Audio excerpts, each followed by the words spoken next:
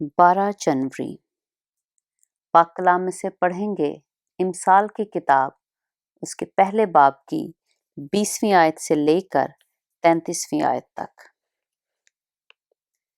हिकमत कूचा में जोर से पुकारती है, वो रास्तों में अपनी आवाज बुलंद करती है, वो पुरहजूम बाजार में चिल्लाती है, वो फाटकों के मदखल पर और शहर में ये कहती है, ऐ नादानो, तुम कब तक नादानी को दोस्त रखोगे और ठट्ठाबाज कब तक ठट्ठाबाजी से खुश रहेंगे और अहमक कब तक इल्म से अदावत रखेंगे। तुम मेरी मलामत को सुनकर बाज आओ, देखो मैं अपनी रूह तुम पर उंडेलूंगी, मैं तुमको अपनी बातें बताऊंगी।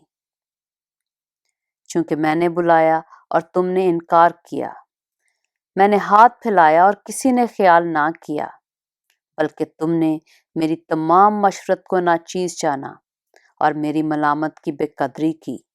इसलिए मैं भी तुम्हारी मुसीबत के दिन हंसूंगी और जब तुम पर दहशत छा जाएगी तो ठट्ठा मारूंगी, यानी जब दहशत तूफान की तरह आ पड़ेगी और आफत बगुले की तरह तुमको आ लेगी, जब मुसीबत और जानकनी तुम पर टूट पड़ेंगी, तब वो मुझे पुकारेंगे लेकिन मैं जवाब ना दूंगी, और दिलो जान से मुझे ढूंढेंगे पर ना पाएंगे, इसलिए कि उन्होंने इल्म से अदावत रखी और खुदावंद के खौफ को इख्तियार ना किया।